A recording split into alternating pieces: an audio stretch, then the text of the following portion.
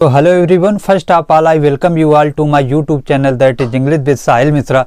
तो आज हमारी स्पोकन इंग्लिश की क्लास होने वाली है और स्पोकन इंग्लिश में आज हम कुछ फ्रेजेज को सीखेंगे, ऐसे फ्रेजेज जिन्हें हम अपनी डेली बोलचाल की भाषा में यूज कर सकते हैं। ठीक है, यानी उन फ्रेजेज के द्वारा हम ऐसे सेंटेंस बना सकते हैं जिन्हें हम अपनी डे टू डे लाइफ में बहुत ही आसानी से यूज कर सकते हैं। ठीक है, तो चलिए, जो हमारा पहला फ्रेज है वो है हैव टू से। ठीक है, जिसका मीनिंग क्या होता है?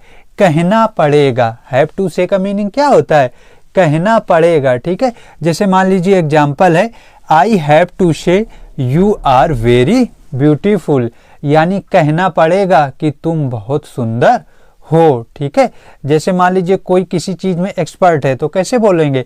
आई have to say you are expert in mathematics. इस तरीके से, यानी कहना पड़ेगा कि तुम मैथमेटिक्स में एक्सपर्ट हो। तो हैव टू से का मतलब क्या होता है?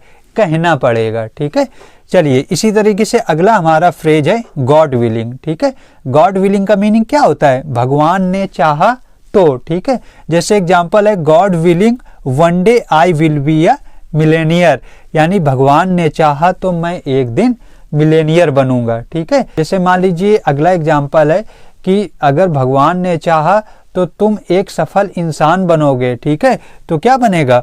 God willing one day you will be a successful person. इस तरीके से। ठीक है, तो गॉड विलिंग का मतलब क्या होता है? भगवान ने चाहा तो। ठीक है, चलिए अगला हमारा फ्रेज है सूनर और लेटर, जिसका मीनिंग क्या होता है?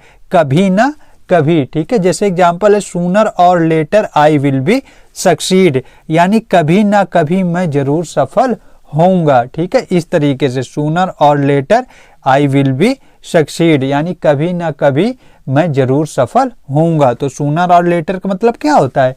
कभी ना कभी। ठीक है, अगला हमारा फ्रेज है एज इफ, या फिर इसी को और क्या लिख सकते हो? एज दो, जिसका मीनिंग क्या होता है? मानो या फिर जैसे। ठीक है, ये ज्यादातर जो इमेजिनेशन वाले सेंटेंस होते हैं उसमें यूज किया जाता है। ठीक है, जैसे है he talks as if he were a king, यानी वो ऐसे बात करता है जैसे कि वो एक राजा हो। ठीक है, और जब इमेजिनेशन वाले सेंटेंस होते हैं तो उसमें हम सभी सब्जेक्ट्स के साथ वर का यूज करते हैं। ठीक है, चाहे सिंगुलर हो चाहे प्लूरल सब्जेक्ट हो। ठीक है, तो he talks as if he were a king, वह बात करता है जैसे वह राजा हो। ठीक है, इस तरीके से। तो एज इफ या फिर एज दो का यूज हम मानो या फिर जैसे के सेंस में करते हैं। ठीक है, इस तरीके से। चलिए अगला फ्रेज है हमारा कीप एन आई ऑन, जिसका मीनिंग क्या होता है? किसी व्यक्ति या वस्तु पर नजर बनाकर रखना। ठीक है, कीप एन आई ऑन का मतलब होता है किसी पर नजर रखना। ठीक है, जैसे एग्जांपल क्या है? Could you keep an eye on my child, I will be return after some time. ठीक है, कुड का यूज हम कहाँ करते हैं? जब रिक्वेस्ट की जाती है। ठीक है, तो वही चीज है, could you keep an eye on my child, क्या आप मेरे बच्चे पर नजर रख सकते हैं? ठीक है, क्यों? I will be return after some time, मैं कुछ समय बाद लौटूंगा। ठीक है, मैं कुछ समय बाद लौटूंगा, क्या आप मेरे बच्चे पर नजर रख सकते हैं? वही है, could you keep an eye on my child, I will be return after some time. तो कीप एन आई ऑन का मतलब क्या होता है? किसी व्यक्ति या वस्तु पर नजर बनाकर रखना। ठीक है, हमारा फ्रेज है गिव समवन अ हैंड, जिसका मतलब क्या होता है? किसी की हेल्प करना, यानी मदद करना। ठीक है, जैसे एग्जांपल है, could you give me a hand to lift this box. ठीक है, यानी क्या आप इस बॉक्स को उठाने में मेरी मदद कर सकते हैं? तो वही एग्जांपल है, could you give me a hand to lift this box. ठीक है, तो could give someone a hand का मतलब क्या होता है? किसी की हेल्प करना, मदद करना। ठीक है, तो आज हमने 6 फ्रेजेज को सीखा, जिसमें से हमारा पहला फ्रेज था हैव टू से, जिसका मीनिंग क्या होता है?